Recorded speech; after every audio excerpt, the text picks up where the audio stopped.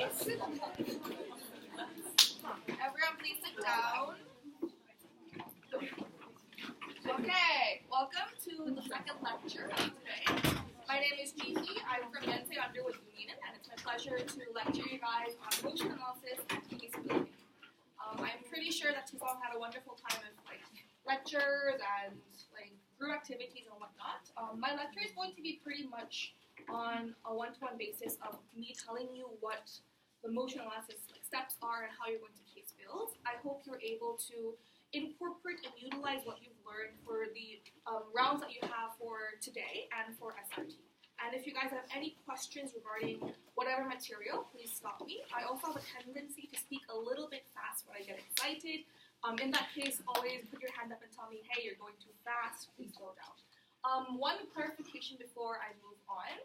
I did incorporate a lot of the notes that I had previously. I also used the notes that I got from Mai and Yeju at ADI. So any ADI participants for this summer might seem this material as being a bit familiar. However, I did try to incorporate as many new examples and motions as I possibly could. So please bear with me and let's begin the lecture. So, I'll also try to make this a little more fun. This is a meme that I got from, I think, the Big Shit posting. And it says, this is a novice debate team entering their first VP tournament. They just drew OG for round 1 and are scared. The only way to calm them down is to tell them, have a good tourney, kitty, and bird. And I'm pretty sure all of you guys will have the same experience, whether it be at rookie tournaments, whether it be at nationals. You draw your side and you find out that your opponent is the previous or defending champion. You draw your side and you find out that it's your senior from the same society that you've never won against. I think this, from hindsight, is something that I can say it's educational. It is what inspires you to become a better debater. But let's also become a little more prepared. Let's not break down when we see the motion because we don't understand what a word is. Let's not waste 15 minutes because I'm not sure how to approach it. So that's what I think you guys can get from this lecture. Just how to approach a motion better, how to incorporate certain things a judge will look for in my case, and perhaps that'll get you the first that you guys want in the room. Yeah. Before that, a couple of clarifications. I think BP is a very different and a very unique activity because it doesn't have only 2 teams. It's not only about government and opposition. It's about 4 teams competing to be the first in each room. So it's not just that you have to be the good team. You guys have to be the best among the 4 in terms of you being comparatively better than all 3 teams in order for you to win the debate. So that's the reason why, even if you're good, if the other teams are better, you might end up being poor. Even if you're perhaps really bad, if the other teams are worse than you, you could end up being first. I think this is something that you guys have to learn how to do. If you're closing, you have to learn how to read the room and choose which teams to engage upon. If you're opening, you guys have to remain relevant by becoming the first inside the room, and that's what I think you guys will be able to learn. In order for you guys to win the other 3 teams, what do you have to do? Number 1, you have to set up your case, which I'm going to talk about a bit later in my lecture. You also have to set up the burdens for different teams. What does each team have to prove in order to become first inside this debate? And finally, engagement, about how you're able to attack your opponent's side, how you're able to extend upon your opening, how you're able to protect your side from your closing, are things that you have to be aware of and become extremely strategic. Yeah. So let's begin with motion analysis. And I think this is where a lot of the debaters start off in a very aggressive way. They look at the motion, they write it down, they take pictures, they go to their rooms, and immediately jump into, hey, I think these are the arguments for open government. This, and that's it. And then you end up losing the debate, and the judge tells you, I don't think you had a case, I don't think your arguments had impact, I don't think your arguments were elaborated enough. So the reasons these things happen is because you guys are fixed in a debater life. You guys are focused on your corner of the debate and proving what you have to do. Don't do that. Don't jump straight into the arguments. I think the most important question that you have to consistently ask yourself throughout prep and even when you're debating is, why are we debating upon this motion, right? Why has the chief adjudication panel, which are the people that are making your motions, spent days and nights making this motion, perfecting the wording, and choosing this specific word to be in the motion? Why have they made us spend an hour talking about this topic, right? So if you think more about why we're debating upon this motion, it's a lot easier for you to grasp what's the problem, how we're able to solve this solution, and whom we're able to solve this see like, hey, I only have 15 minutes, we're screwed, kind of step back and think, why are we debating upon this motion? Let's think about it and try to answer this question first. I think also asking this question is very important in establishing your burden of proof. So burden of proof is something that you have to show in order to win this debate. So for example, if the motion is things like this house would legalize prostitution, then your burden is to explain why a person's right is to to have sexual liberation or have freedom or have pleasure within these realms. It's something that a person should be given, right? You don't have to say we glorify prostitution, we think everyone should do it, but it's more of, as long as we prove that it's a right that everyone should have and the government shouldn't take it away from us, then we're able to win this debate. So it's also very strategic for you to understand what I have to prove, what I don't have to prove, and how I'm able to do this better inside the speech. In terms of strategy, I always tell my rookies to circle the most important words in the motion. Meaning, the motions are sometimes going to be very long. Sometimes they're going to be info slides that tell you a paragraph about what's happening in Syria, what's happening in Iraq, what's happening in terms of the Korean political crisis, or whatnot, right? So in those cases, when you have an overwhelmingly large amount of words to process, don't try to go through everything, but always be aware that these are the words that you have to define, or have to defend, or have to attack in order to win this debate. What are these words going to be? They're most likely going to be the verbs of the motion. Meaning, the types of the motion are going to be different according to which verb the CAP decides to put. So according to these, we can vaguely divide the motions into three categories. The first type of motions are called policy motions. What is a policy motion? People, I know, I see a couple of familiar faces. You guys have been here for, I think, 1 or 2 semesters. What are policy debates? What are policy debates? Sure. You guys are trying to pass a policy because, for example, the status quo might be inefficient, ineffective, so the government might believe that there needs to be a policy to...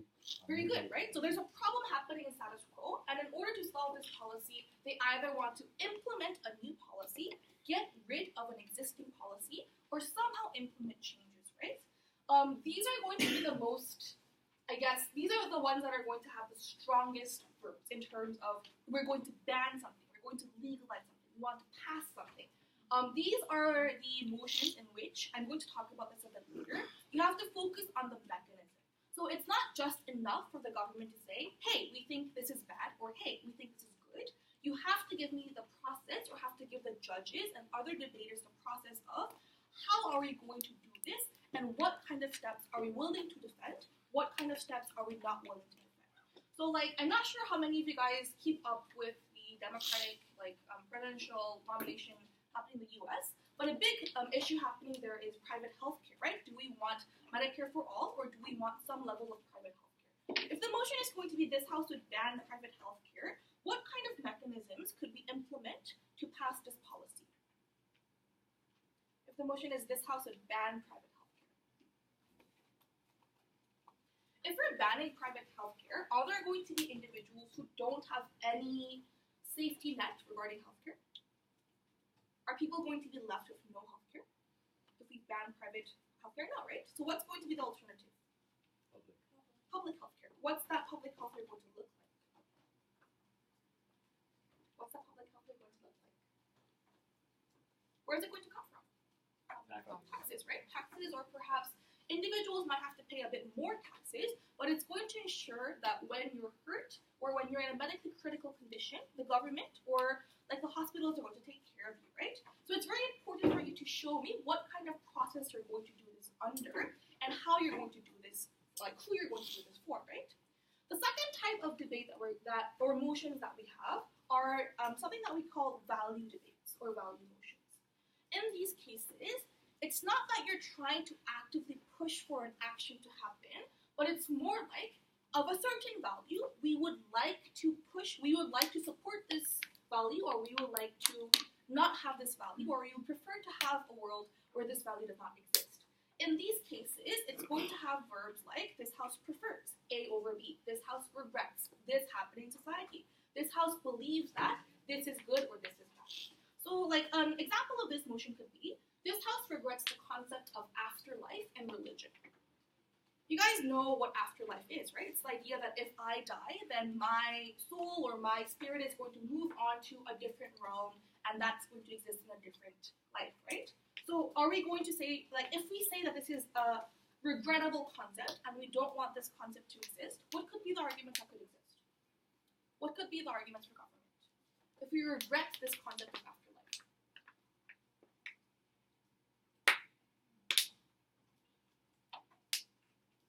If we regret this concept of afterlife, why would we not want this to happen? People will care more about this life because there's an afterlife. Is that a bad thing? Isn't it good if I care about this life and try to become the best version of what I am in order to become, I don't know, like in Buddhism you're reborn into like a flower, or like in order for me to go to like heaven. Is that a bad thing? What could be that thing? I think if I run a government, I would talk about things like there are certain societies or religions that tell you even if you're born with these disabilities or with this discrimination, it's okay because if you work a good life, then you're going to become this better person in the afterlife. So it kind of leads to less structural change happening in terms of reducing discrimination, right? Because it's this idea that, oh, even if I work really hard, even if this life is shitty, I'm able to endure this pain and move on, right? So you can talk about how that's a bad, I guess, narrative for society to have. So in these cases, it's not a policy debate. You don't have to show me what the world will look like when we like ban this concept of afterlife, because banning this concept is very difficult to begin with. But it's more like of two worlds, of a world that does have this idea of afterlife and a world that doesn't. In a world where we just have this idea that my life is like, you can just like live it and throw it away, then I would prefer to live in a world of the latter, would be the case from the government. These are most likely going to be like the two broad scopes of the motions, but sometimes the motions are going to introduce a specific actor inside the debate. So the motion is going to say, this house as A would do something. This house as B believes that. This house as C regrets something. In this case, how do you think this is different from the previous two motions? Anyone who's debated an actor motion before, how is it different?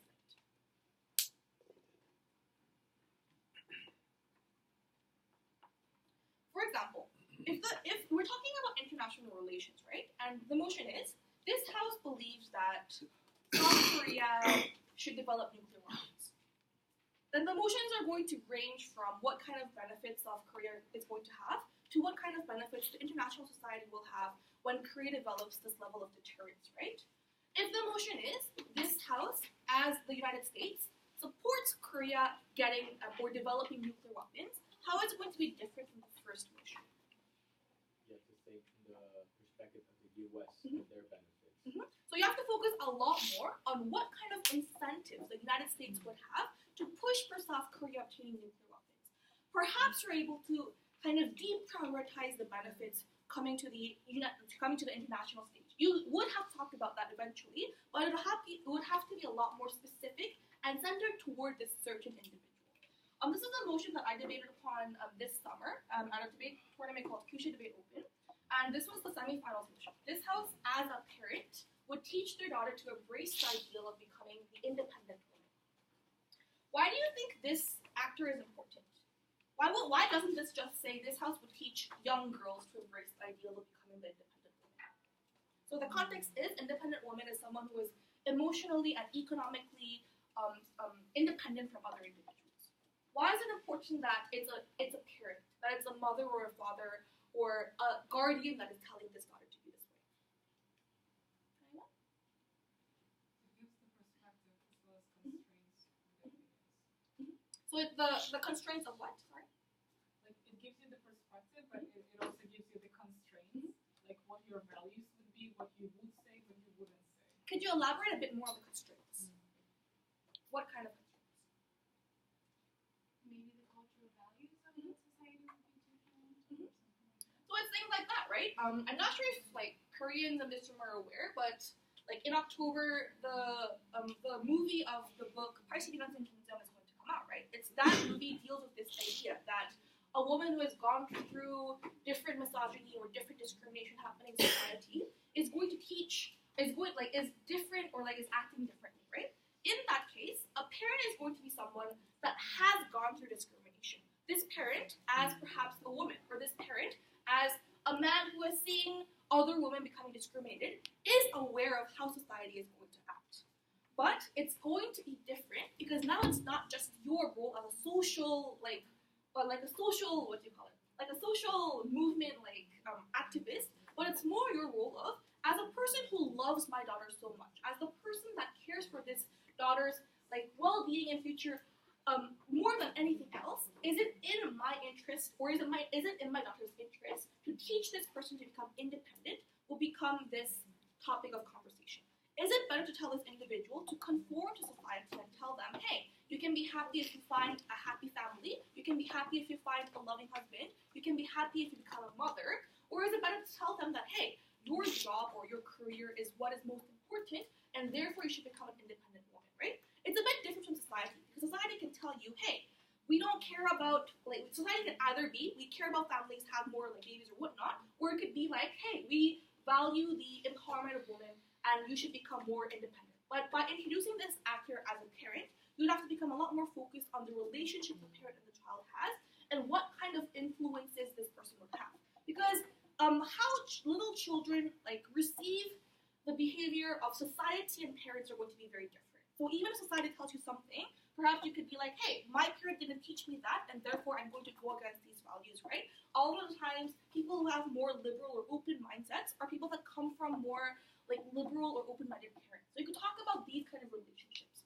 So actor debates are very important, because if you don't focus on the perspective of the actor, well, I'll get to you in a minute, and if you just talk about, hey, we think it's important to embrace the ideal of becoming an independent woman, then you could lose to your closing, because closing can simply say, we think Open did a good job, but wasn't explaining about the actor. So question.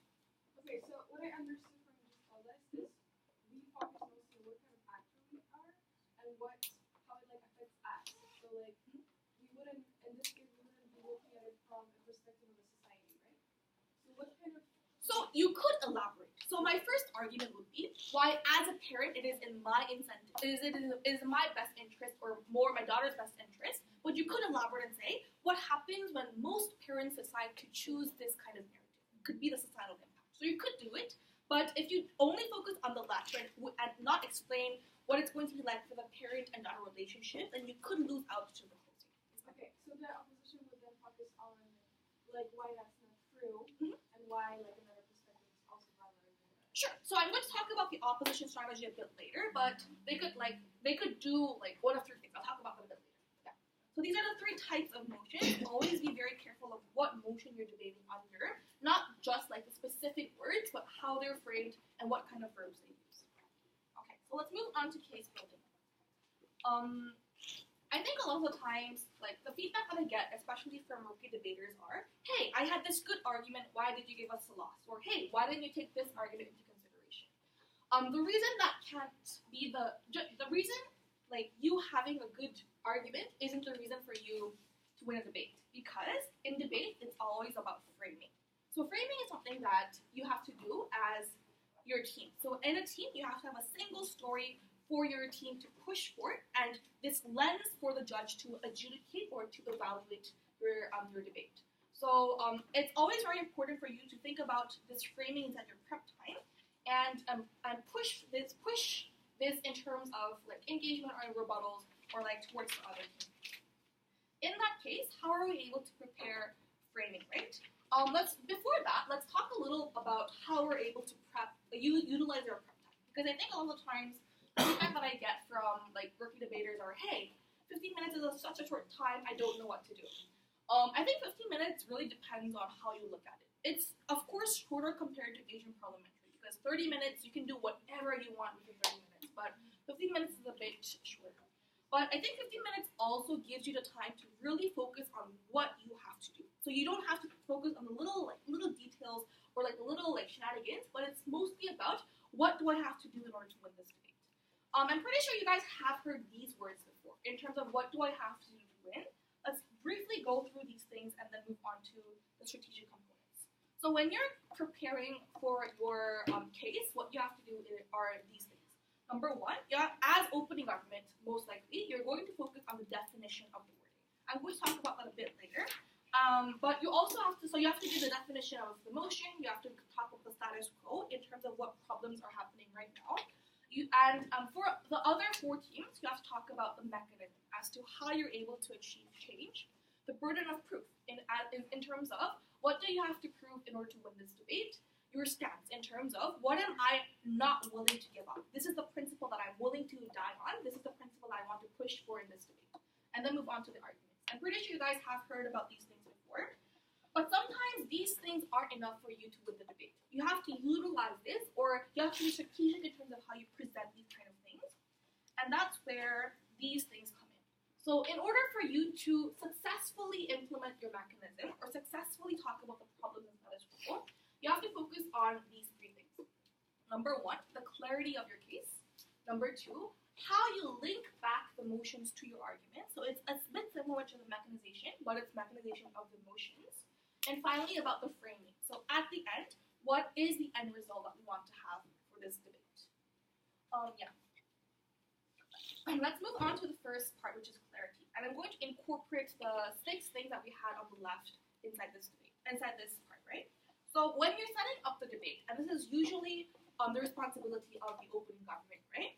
So when the opening government has the responsibility to set up the debate, let me ask you a question. Should OG define all the words in the motion? Should OG define all the words in the motion? So for example, let's go back to this slide. But the motion is this house, as a parent, would teach their daughter to embrace the ideal of becoming the independent woman. Would you have to define all the words? What does it mean to be a parent? What does it mean to teach? What does it mean to be a daughter? What does it mean to embrace the ideal of something? What does it mean to become an independent woman? Do you have to do all these things? No, right? Why? Why don't we have to spend all this time defining these words?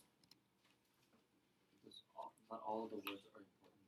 Not all the words are important, and not all the words are going to become the topic of disagreement between the 2 teams, right? So the teams aren't going to say, hey, my definition of daughter is going to be different from you. So the words that you have to focus on defining are words that don't provide clarity, or words that government and opposition could have difference in terms of defining, right? So for example, if the motion is the South supports a world without citizenship, the motion itself is very, very short, right? It's not that like a long motion, but within these words, there are a lot of things that you have to define as opening government. So these questions, such as, number 1, if there is no citizenship, do borders and border enforcement exist, right? So if there were no citizenship and like the idea of America and Mexico didn't exist, would Trump push to have a border wall between Mexico and the US? Would things like ICE or things like border enforcement patrol still exist, right? These are questions that the government should answer, because if you don't, the opposition is going to attack you for saying, hey, then what happens between South Korea and North Korea? What happens between, I don't know, like different countries across the world? The second question that we could ask is, if there is no citizenship and there are no citizens, is there going to be an elected government or nation, right? Who is going to elect the president? Who is going to determine who the leader is, right? How are these things going to change? Because like the leader is going to implement different policies. They're going to have a different overlook of the nation that they want, right? The final thing that you could talk about is, if there is no citizenship and there are no borders or no border enforcement, can people move freely, right? So what determines then if I have to stay in South Korea, if I have to stay and pay taxes to the government, right? These are questions that perhaps might seem like very difficult, but you have to define in order for you to set up the debate. Because if you don't do that, then the opposition is going to say, hey, what is your stance on borders? What is your stance on elections? What is your stance on like representation? Question. But like, how do we know what's the best way of defining it? Like, for example, I wouldn't exactly know if it's better if there's like no borders, but there are still borders. I think that's a question that could be like answered differently. So like for like, I'm going to talk a little like on the next slide about hard lines and soft lines, but I think that would depend on what you're like, what principle you're willing to defend, and what kind of what do you call it, the things that you're willing to leave out. But in these cases, because I think it's a very good question, right? Like, to what extent should we define these things? I think the answer should always be, okay, let's move on to this one first. I think the answer should always be, you should focus on what is the most important thing to stick to your principle, right? So let's talk about this motion, because it's a very simple motion, right? I think in terms of rookies, it's important for you to like familiarize yourself with very simple motions, and try to define these things or make arguments for these things, right? So if the motion is this house would legalize recreational drugs, then there are different ways for you to define what this is going to look like, right? So for example, you could say, hey, we're going to legalize all drugs, regardless of its level of addictiveness or your level of harm to the body. We're going to sell it to anyone. So even if you're a minor, even if you're not able to coherently make decisions, even if you're addicted to drugs already, we're still going to sell it to you. Or you could say things like, we're going to sell it anywhere. The black market is fine. We want to sell it at schools. We want to sell it at I don't know, where there is market demand and supply, right? This would be the very hard line stance for you to say there are no exceptions for me to understand or to define this motion. On the other hand, what you could do is have a very soft line case. This is going to introduce a lot of exceptions inside your speech, right? So I want to legalize recreational drugs, but I'm kind of afraid of more hardcore recreational drugs. I don't know a lot about drugs, so I might give weird examples or actually untrue examples, but bear with me. I don't know, heroin is supposed to be a very dangerous drug, right? But I think it's also considered recreational. I'm not sure. So in those cases, I'm afraid of people saying, hey, I don't want people to become heroin addicts, so I'm only going to legalize marijuana because marijuana is chill. You don't really get addicted to it. It's kind of fine, right? So in that case, what you're going to expect is opposition is obviously not going to let you get away with just legalizing marijuana because legalizing marijuana is not that big of a controversial issue. Some states have done it, some countries have done it already, right? In that case, the moderate line, or the line that I think both teams would be willing to defend and attack, is something like, we will legalize all drugs. So not only marijuana, but also other types of recreational drugs, but we're going to limit who is going to buy and sell them. So you have to be an adult. You should not be a minor to buy these drugs. You should have a license, or you should become a medical professional to sell these drugs, right? So we want you guys to think of the hardline case in terms of principle, but if you think there is a very difficult exception for you to defend, then just say we're not going to defend it for these reasons, right? So for example, alcohol, right? Always give a comparison as to why you're giving this exception.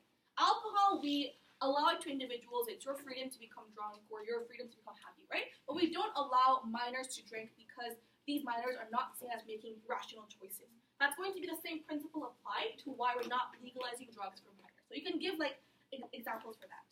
I think a lot of the times rookie debaters introduce soft line cases because it seems easier to defend. If you try to eliminate all of the attacks that are coming from the opposition, then it seems easier.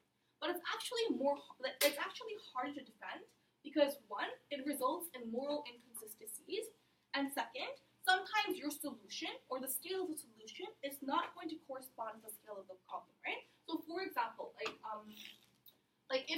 the motion is talking about abortion, this house would legalize abortion, right? And the government says, oh, we're only going to legalize abortion in cases of rape or in cases of incest. But your principle is we value a woman's bodily autonomy and we want this woman to have the freedom to do whatever she wants in accordance to her body. The opposition is going to say, if you want that principle, why aren't you going to extend it to people who are in their first or second trimesters, right? So you have to become consistent with your principle. If you think the principle is going to be attacked or is going to be shattered by you incorporating exceptions, then just say, oh, we're willing to bite the bullet and say this is going to be the case because we want this principle to stand. And if you don't do this, and if you have a soft line case, you could actually also risk being boxed out from your closing. So the closing could also be we think opening was a bit cowardly. We don't think they took their full responsibility. We're going to be the one that does that for you. Sure, question. Would you recommend us sticking to one approach? For example, do you have a preferred? For example, would you always go hard line, or would you choose that depending on the scope of the motion that you're dealing with? I think always going hard line is also a bit dangerous because you always have to be aware that there is a reason people aren't doing this for everyone or for every time, right? I think as long as you're able to explain why this exception makes sense. So for example, in terms of selling drugs, or I don't know, in terms of education, right? If you're going to talk about how education is going to impact certain individuals, or I had an example in mind. For example, if the motion is going to be this house would ban guns, then I think the approach that I would have is we're going to ban guns from everyone except for police officers and like people in the military, right? Because these people need guns in order for their daily lives to work. It's the status quo for most countries, even if they don't allow guns, right? So as long as you're able to explain this is something that's already happening, or this is like consistent with what's happening around the world, then I think that's an exception that we're able to find. Yeah. Let's go back to like an example. So this is the motion that I think this was also at Kyushu Debate Open. It was the quarterfinals motion. This House believes that developing countries should require their citizens to work in their country of origin after graduating from university. Like, I know there are a lot of different people from different countries inside this room, so I'm not going to just limit this debate to Korea, right? So imagine the country that you're from, and this country is requiring me to stay in this country after graduating from university. If I'm on government, how would I define this motion, and how would I defend this motion, right? So let's talk about this a bit more. Number one, what does it mean that when you require citizens to work? What does it mean when you require citizens to work? What do you think is going to be the correct definition of requiring citizens to work? Yeah, like all the citizens that are able to work. Mhm. Like, have that. Able to work or have some level of ability to work, right? I'll phrase this question a bit differently. Currently, I'm majoring in international relations and economics, right? Would I be forced to work in like jobs with manual labor? Do you think that's a realistic expectation for us to have on university graduates? For us to say, hey, you should work for the country, go and like mine some coal, or go and work in factory. Do you think that's a realistic expectation? No, right? So you could set this debate as, understanding that these are highly educated individuals, we're going to prioritize them in terms of the sector that they are more experienced in, right? If you're an arts major, you're going to focus on arts. If you're an engineering major, you're going to focus on engineering. I think that's a realistic expectation that government can have. Second, the motion says we're going to require students after graduating from university. Which schools? Do you think all universities are the same? No, right? Those shaking their heads, no. Why? How are schools different? You've got like sometimes culinary schools, Mhm. and you can't actually force anybody to work in the kitchen in the blue house. There are also other schools that specialize in different things. They're not specifically for the government. I think that would be a bit under the first scope of the debate, right? So if you're like experienced in culinary, we're not going to make you, I don't know, like work in mathematics, right? But it's more like, and I think also be careful in terms of the examples, because I do appreciate and like respect culinary schools, but they're not the majority of society, right? There'll be a broader definition. What about like different levels of Mhm. schooling? So there's like associate's degrees, like bachelor's degrees. So like, at which schooling would it be stopped at saying that you're graduated from university to start working for the country? I'll talk about that a bit later in terms of the last part. But guys, what's the biggest different distinguishment we can make in terms of schools, right? How is it different? So I'll give you an example, and this is the speech that I gave, right? I go to Yonsei University. I pay $700,000. I pay like a shit ton of money to Yonsei University. I don't know how much it is. So in that case, would I be satisfied, or would I be willing to work for the government? Has the government done a lot of things for me? No, right? Because most of the benefits that I achieve are from my school, right? What's going to be the comparison to Yonsei University in this case? So natural. So yeah, what do we call these kind of schools? So public universities, right? So in terms of public universities, you don't pay that much. You're more like, you have more access to scholarships, to grants, or more like opportunities to receive money, right? So you could say we're also, I think this is a bit tricky. So I don't think you can just say, we're only going to limit this to public universities. But in the debate that happened for our room, what happened was, in terms of developing countries where there is not a lot of like access towards education, there are a lot more public schools, and like these opportunities to education are granted towards individuals. And in that case, if everyone doesn't have same access, but you are given this opportunity, then you should be forced to work, or it's justified for us to make you work, was the kind of framing that came from the government, right? So if you think it's a bit unfair for you to say, we're going to force all like privately educated individuals to work, then you could say we think these like countries have a lot more public university education or whatnot, and that's why we're all able to like force these individuals to work. So you can talk about how like the definition of university, of schools, of requiring them to work is going to be different. Second, let's think about the context or background. And in this case, don't be confused with a location or a time context, because if you do this, it's something called time set or place set definition, and this could leave room for opposition to raise a definition challenge, right? So when I tell you to think about the context or background, it's not like I'm only going to talk about 1920s Korea or like, I don't know, 2010 Somalia. It's going to be about what kind of problem existed inside the context of this motion that we want to solve inside this debate, right? So it's mostly going to be like, I don't know, in Asian countries where a lot of like English fluent or like university level students move to Western countries and they stay there because there's a higher level of like, I don't know, like satisfaction or work or whatever, right, happening there, right? So people immigrate, they don't come back, they stay in these countries, right? So what you could say is, this is the problem we're talking about. We don't want these educated individuals to leave, to permanently leave. We want to prevent this thing from happening, and even if it might seem drastic, we're willing to do this to, I don't know, protect our principle of like, you working for the nation or whatnot. So this is a problem that we're trying to face happening from government. Yeah. In this case, also be very careful with the positioning or parallels. So this is also how you're able to mitigate the rebuttals happening from opposition. So so like thing that came up inside our room was this idea of conscription, right? So this idea that in Korea we have conscription. We force guys who are in their prime age of like early to mid 20s to go to the military and waste like 2 years of their lives, right? So you can talk about how we think this is also okay or in line with other limitations, right? Because you are spending your like private life or your personal life to support the like national security or like collective action of the nation, which is why we're okay with these limitations. You can talk about existing examples that we have in certain nations.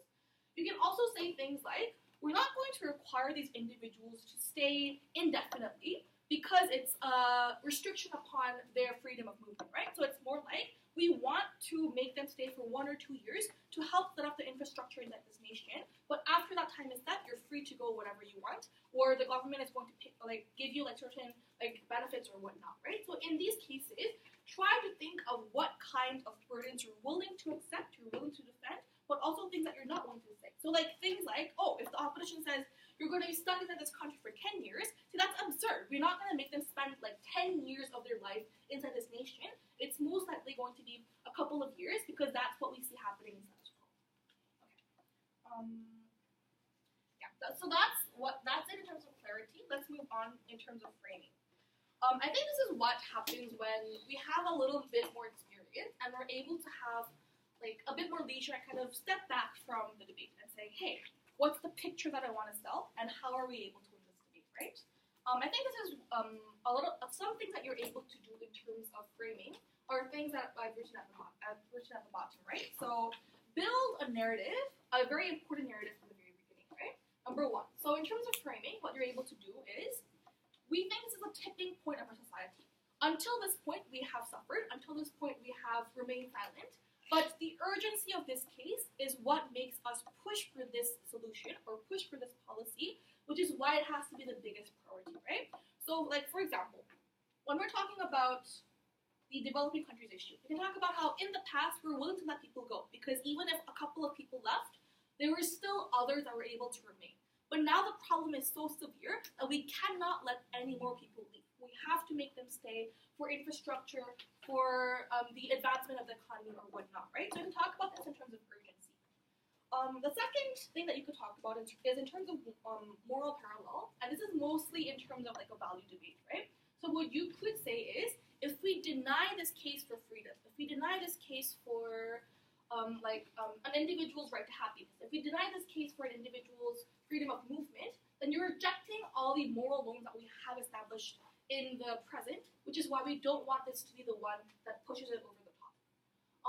The final thing that you're able to frame this is in terms of drastic problems, call for drastic measures, which is everything we've tried has failed. There are no working alternatives or successful alternatives, which is why we want to implement this policy. The severity of the problem is so big that we cannot ignore this anymore. This is a bit different from how we're able to talk about the problem, right? So it's not just that the problem is existing in society. It's this idea that the problem is so big and it's so severe, and we don't want this to prolong anymore, which is why this is the time and place for us to implement this policy.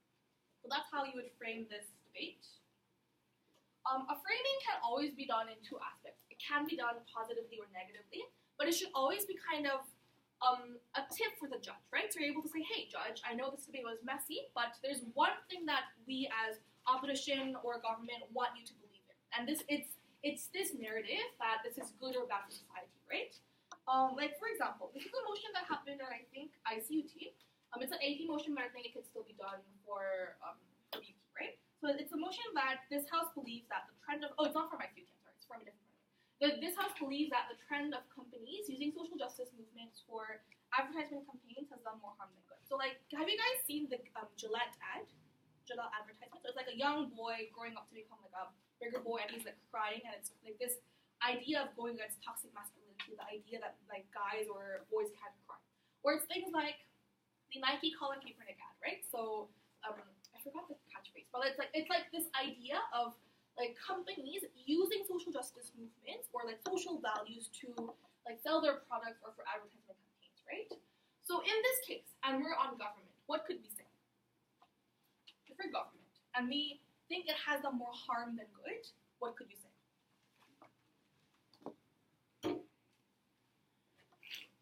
Anyone? It's things like Tiffany & Co. had a jewelry advertisement for same-sex marriages, like things like that, right? There are a lot of injustices happening. We see a lot of discrimination. We have movements that are trying to counter these discrimination. Companies are sometimes collaborating or sometimes just using this message to push for their capitalistic benefits, right? In that case, why does it do more harm than good?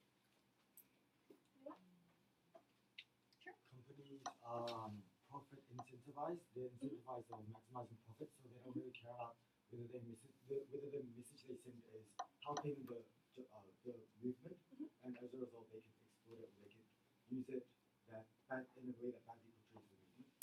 I think there are cases like that. So, like, there was a Pepsi ad that starred Kendall Jenner, and it was, like, really weird because I know some people are shaking their head. Like, they portrayed her as this, like, warrior for the Black Lives Matter movement, and it was a bit weird. And, like, that, like, an advertisement got canceled. But I think it's easy for opposition to kind of say, hey, if they badly portray the movement, then it's going to cause a lot more backlash, which is why there's incentive for the R&D factor of the company to work hard to, like, portray it better, right? What could be another bad aspect of this movement?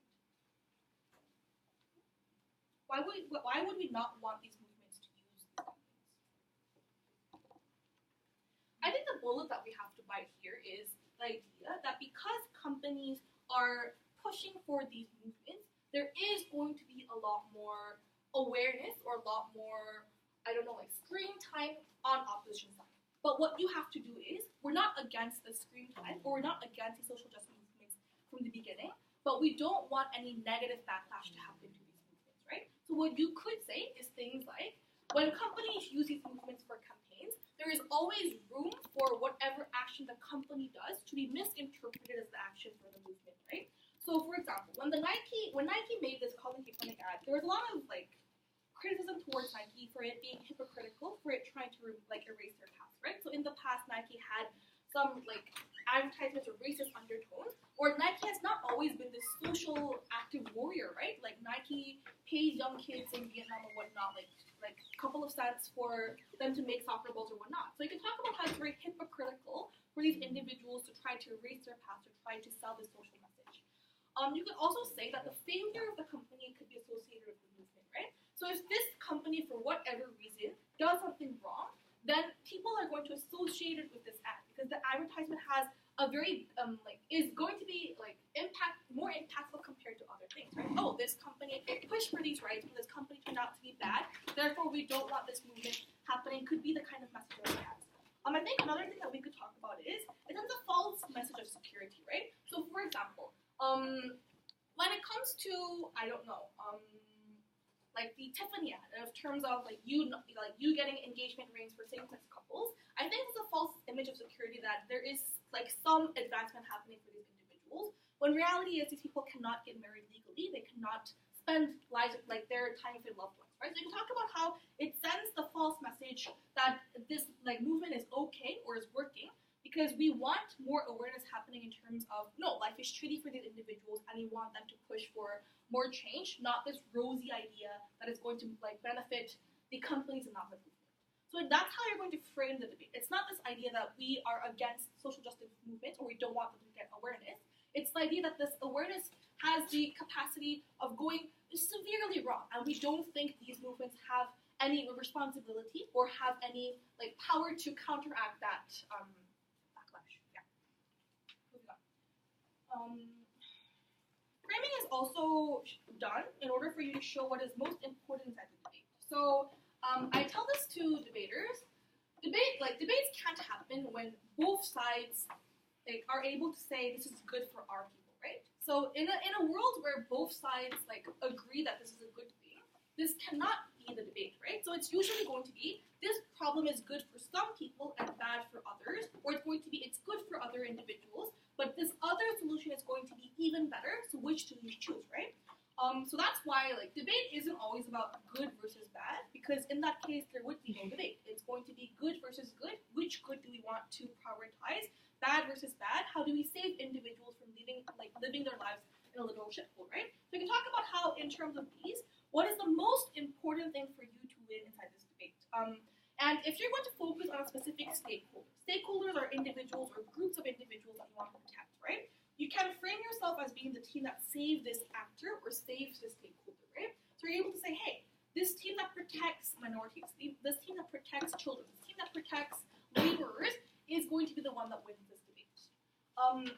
Framing can also be used to exclude things that you don't think matter in the debate. I'm not sure how many of you guys are aware of anti-vaccination. So anti-vaxxers, this idea that, I know people are sighing, it's like this idea that some people have for religious reasons or just for like their personal beliefs that like vaccination causes certain like health problems, which is why I don't want my child to become vaccinated, right? And this has become a lot of like controversial issue in a lot of countries. If the motion says this House would revoke public healthcare access from parents who refuse to have their child vaccinated, who is this debate going to be about? Why would parents refuse to have their child vaccinated? Because of their personal belief or they're afraid of They're afraid of that their child is going to be in more like harm or whatnot, right? It's not scientific. It's been scientifically disproven, but like individuals have this belief. But if you're on government, you can say things like, "Hey, we don't think this debate is going to be about people who are poor and cannot have their children vaccinated. One, it's factually untrue. Vaccinations are usually the cheapest form of benefit that you're able to get. But two, if this motion says you refuse to have your child vaccinated, then it's not under the burden of the government to say, we're also going to revoke healthcare access for the poorest individuals who can't pay for vaccination. So you're able to frame this in a way that says, we are not going to talk about these things, and we're only going to focus about individuals who, for religious beliefs, are not getting their children vaccinated. So I think framing is a way that you're able to kind of say, hey, judge, this is how you should judge the debate, and this is why, if you judge this debate accordingly, you're going to go as first. So let's move on. But always be careful, because if your team is trying to frame the debate in a certain way, the other team is also going to frame the debate in a certain way, right? So for example, if this debate is going to, like if on the previous motion about anti-vaccination, and I'm on government, I'm going to say things like, if there's one person that isn't vaccinated, that causes a lot of harm towards everyone in the room, because now there's more room for this disease to actually happen, and even if the other children are vaccinated, if you have the virus among you, then it's going to cause increased possibility of you catching the disease, right? So it's this idea that everyone or the collective's health is going to be harmed. But the opposition is going to frame it in a way of, hey, parents have the liberty of freedom to choose what they think is best for their children, right? So who are you to go against this individual's protection of their children, right? So in that case, you always have to prove why your framing is comparatively better towards the others. And I think like when I tell debaters to do comparisons, it's always like, how do I do comparisons? How am I able to do this better? I think one, always focus on the worst case, best case scenario. And when I tell these people, I've seen like a couple of rooms where people compare their best case to the other team's worst case. That's not how you do this. It's the other way around. It's the idea that even under the worst case happening from my side, even if I bite all the bullets happening from their side and say this is the only thing that's left, that is still better than the best thing the opposition is able to promise me. And that's how you're able to do the worst case, best case scenario. The other thing that I wrote down on the right, I'm just going to briefly go over them. You can talk about the scope of the debate, right? You can talk about how many people are impacted. Is it something that's only going to impact a certain group of population, or is it going to broadly impact everyone living in the world in terms of their beliefs or in terms of their policies, right? You can talk about the magnitude. So how like severe is the impact going to be? You can talk about the probability. How likely is this event going to happen, right? So for example, like if you're going to talk about anti-vaccination, then the opposition kind of has the leeway of saying, hey, we don't think it's going to happen all the time, like vaccinations are able to prevent it, but government has the upper hand in terms of the impact, right? So even if it's not going to happen for everyone, if there's one individual who catches this virus, then it's going to be like a lot more worse for the other individuals. Reversibility, can this harm be undone? Like things like the environment, right? So if the environment is fucked up to a level where we cannot return it to its previous past, then this harms something that we're not willing to do. Things like time frame, short-term, long-term harm, right? Is the harm going to come immediately? Is it going to come now? Or is it going to come later when we're not really in responsibility and our later generations can take care of it, right? So you can talk about these different things in terms of the comparison. You don't have to do everything, but it would be nice if you focused on a comparison that would give your team the win. So if you think you have the upper hand in terms of magnitude, then focus on magnitude. If you think it's in terms of reversibility, focus on reversibility, right? That's how you're able to compare and provide a winning comparison for your side. Let's move on to the mechanization. I'm not sure how much time I have. I'm trying to go fast. Mechanization is something that you don't have to do like to the smallest details, but I'm sorry, I don't think I changed the bottom part of the motion. But when the motion says that this House believes that violent protests are a justified response to oppression, then in terms of the effectiveness, what you could say is, hey, these peaceful protests have no impact in terms of changing the minds of the government or in terms of like the regime, which is why we have to implement this policy, right? In terms of safeguards or caveats, what you could say is these violent protests should be proportionate, right? So for example, if the government or if like the police sprayed like gas pellets, then it doesn't give you a justification to brutally massacre all policemen, right? It's going to be proportionate in terms of if they have guns, then at least we should also have guns to protect ourselves. If they are attacking us, we should be able to have shields or have like a protective layer that is able to protect us, right? So that's how you're able to have safeguards for these harms. I'm just gonna go over this. I don't think this like slide changed. But you're also like able to. I'm sorry, I'm unorganized there. So like in terms of mechanization, you should always focus for mechanization on model and policy debates, right? So we talked about like different model and policy debates happening in the first slide. So if this motion says that you're implementing a policy, then you have to tell me how it's going to be passed, right? So for example, if the motion is this House would allow citizens to allocate how their taxes are being used, then you have to give me what kind of mechanism is going to happen. Is it going to be through a referendum? Is it going to be in terms of if I pay more taxes, do I have more say in terms of how the government is going to be used? Like these things are able to, these are the model that you have to clarify for the debate.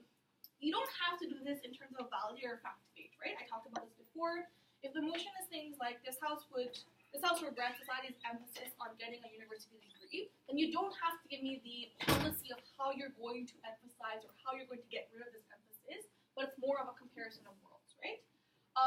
But sometimes value debates require what the world will look like. So for example, if the motion is, this House believes that public services are best run by private companies, how are private companies going to run this and how is it going to be different compared to the government is something that you would have to mechanize. Another meme, so like the meme is OG's nuance analysis and imperative and O's bizarre counterprop. So like you're kind of confused. OG is like, what? Like what kind of like setup were you trying to get? Someone raised that question before about like what can opposition say in regards to what the government says, and I do agree that sometimes government is clear because government has a set policy or set value that they are willing to defend. The opposition should always try to make it clear as well. So opposition shouldn't be, hey, we're for anything except for that. Have a clear model of what you're willing to defend, right? So, for example, if the motion in this house would ban smoking, again a very classic motion, right? Then the opposition's clear stance is, hey, we're not going to be the one that says smoking is great, everyone should smoke. It's more like we do agree it's harmful, but we will not defend that it's a healthy choice that individuals should make, but we will be willing to defend a person's freedom to smoke, and that the state cannot intervene on unhealthy life choices. And if you want to reduce this, there are other mechanisms that don't limit your freedom to smoke, right? Things like more awareness, more education, or whatnot. In these cases, I think there are three things that opposition can do in terms of counterfactual. So counterfactual is the world that would happen without this motion, right? And that can be divided into three parts. Number one, when you think there is no problem happening in status quo, right? So for example, if the motion is things like this house regrets taxing global conglomerates, you can say, hey, we don't think taxing Samsung or taxing like Apple is a big deal. We think it's okay. We don't think it's a bit of a problem. But most likely it's not going to be the case because it's going to lead to an unfair debate if there is no problem for one side. It's usually going to be, oh, there is a problem, but how are we going to counteract that problem? In that case, what you can do is one, you can talk about an alternative. So we do agree it's a problem. We do agree there needs to be a solution. It's just that the solution isn't the right one. We want to propose a different solution to counteract this problem. A second thing you can do is talk about how, hey, we do think it's a problem. Yes, status quo is bad, and we don't have a solution, but we think that this solution that you're proposing is worse than status quo.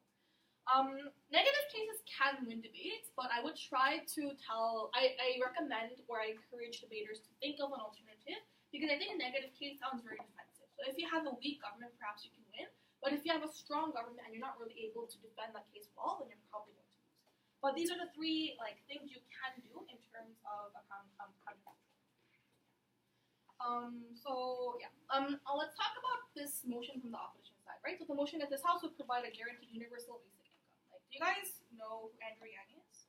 Like, he's one of the Democratic candidates, and was in the recent debate, he talked about how he would give everyone a certain amount of money, and that became a very big issue. That's the basic idea of universal basic income. The idea that even if regardless of your employment status, regardless of your economic level, you are going to be guaranteed a certain amount from the government.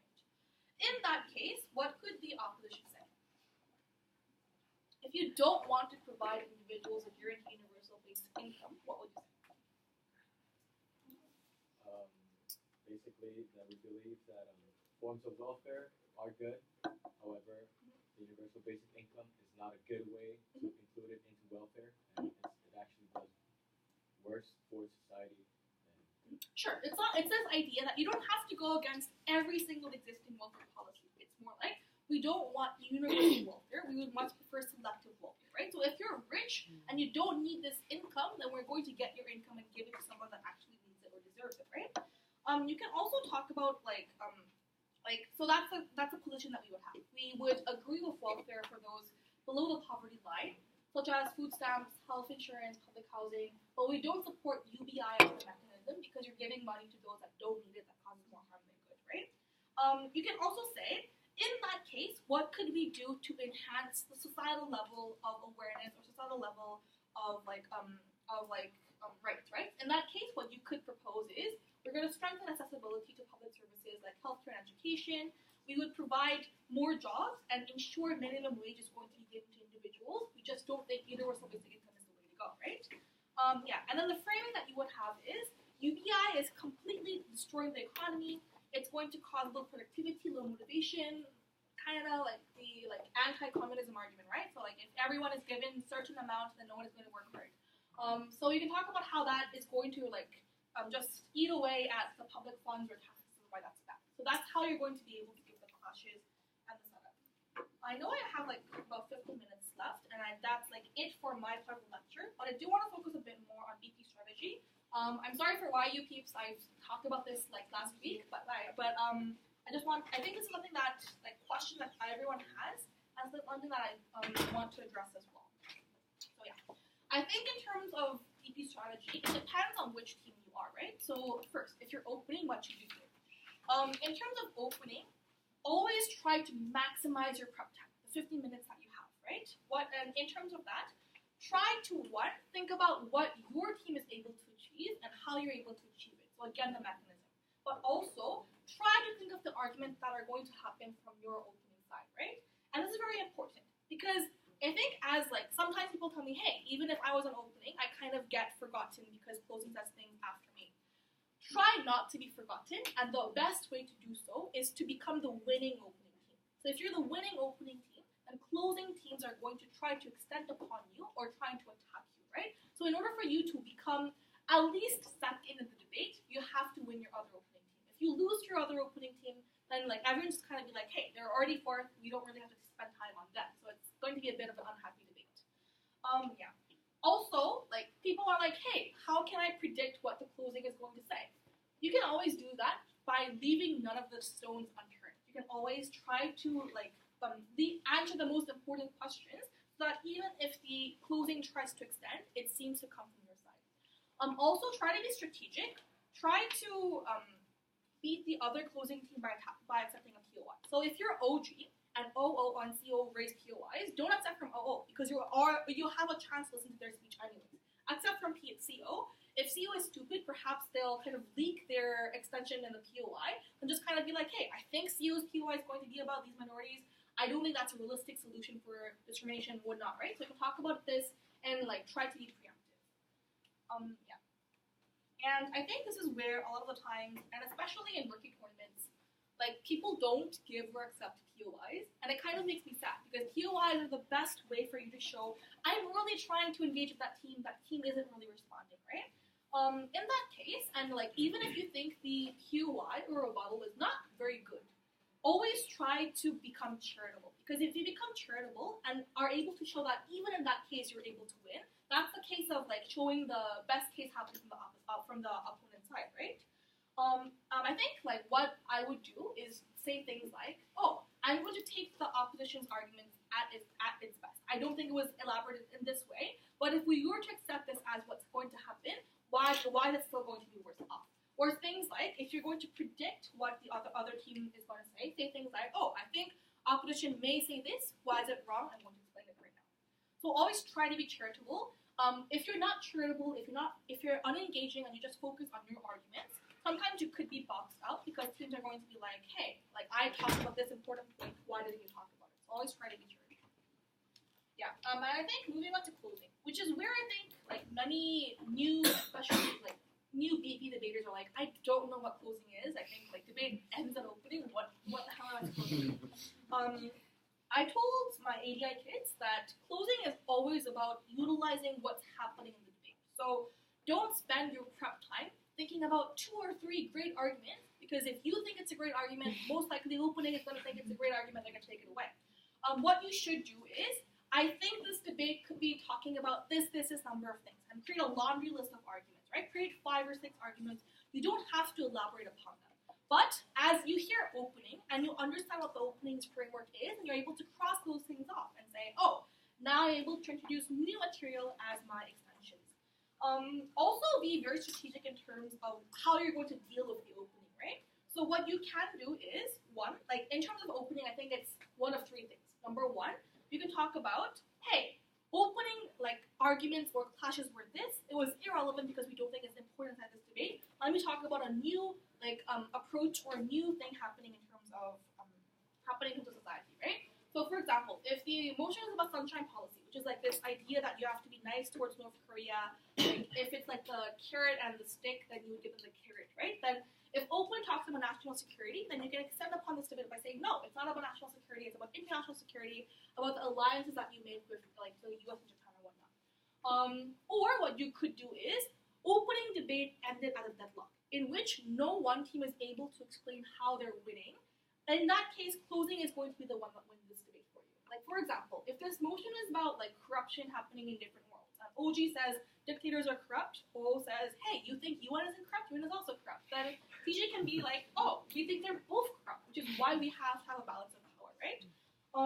I think it's very important. If you think that, oh, like, your opening did a good job in terms of explaining that deadlock. Don't focus that time on that. But if you think it kind of ended at he said, she said, we have no way of telling which one is true, and you have a better way to approach this solution, then you're the one that is able to break that deadlock. Also, try to respond to your closing team.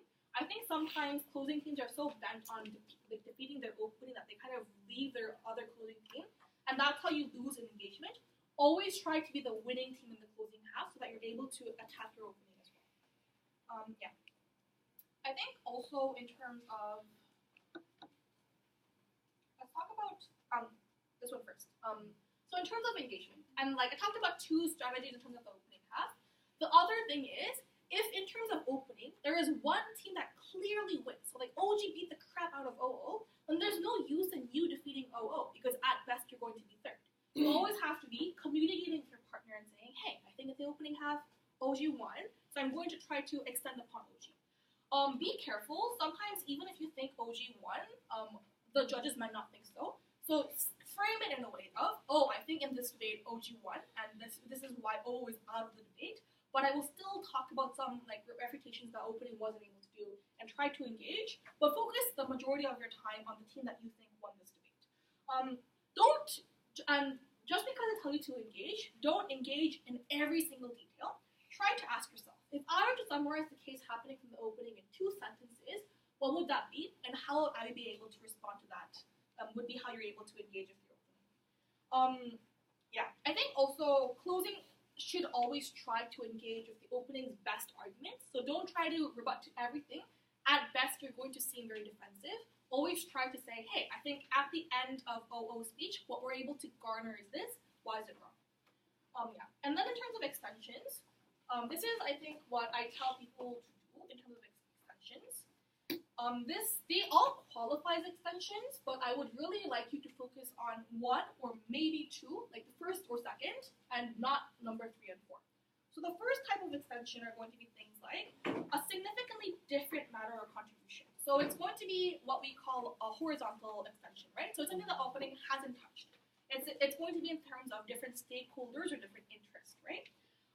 It's going to be a bit different. Sometimes this happens when you have a weak opening, but sometimes it won't happen because the opening, if you think it's important, the opening is going to think so as well. In that case, extend the same line of argumentation with more specific angles of analysis. So tell us, hey, we think opening is right in identifying these individuals as the stakeholders. We're going to explain how this change happens better under our side. If that's not the case, either conclude the argument from the opening or provide more examples. But I would be a bit wary of that because I think number 3 and 4 are at best going to give you a second, because the opening is going to have the upper hand in terms of the bringing the material first. So always try to sound different. Always try to make it a different matter contribution. I think also in terms of closing, it's very important the words that you use. So don't repeat the words that came from the opening. Create a new phrase that your team as closing wants to push for and use that. Members don't repeat what opening says. Try to introduce new extensions. Whips, don't whip for opening. Always explain why your member's extension is more important than winning the debate. And yeah, I think that's it for the lecture part. And finally, because I know most of you guys are going to SRT and I want you guys to have a good time, I think what happens before a tournament is also very important. Because I think most of you guys have teammates for SRT, right? And in that short amount of time, how are we able to prepare? I think 1, always be aware or always be interested in what's going on. Sometimes I have debaters that don't know shit about what's happening in the world.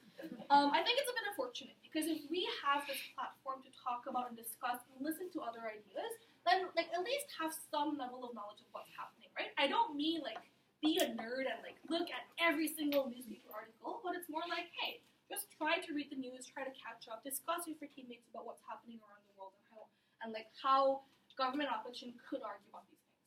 I think also coordination for teammates is important because VP is a 2-member team. It's very important what you do and how you're able to engage and interact with your teammate, right? So what I would do with my teammate is we would create a motion bank and you just kind of prepare for motions and different tournaments we would go to, we would put those motions together. And sometimes this helps because the motions that you see are not going to be drastically different, right? They're going to have similar clashes or similar arguments.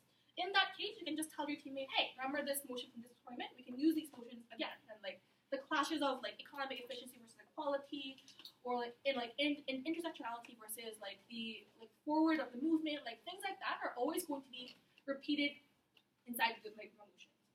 Also, as speakers or as individuals, know your strengths and weaknesses, what you can advance and what you should improve on to make the speeches better. And finally, don't spend the night before tournaments like looking up or catching up on things. I think it's a lot better to just get a good night's sleep. Like 4 rounds of talking is going to be really like wearing on your body and your soul and your spirit. So try to just have a good night's sleep and take care of yourself in the tournament. I'm going to be the equity officer at SRT, so I hopefully will see you guys at the tournament. But if you guys have any questions, you can ask me now, you can ask me personally, you can ask me at SRT. But good luck and welcome to Kida.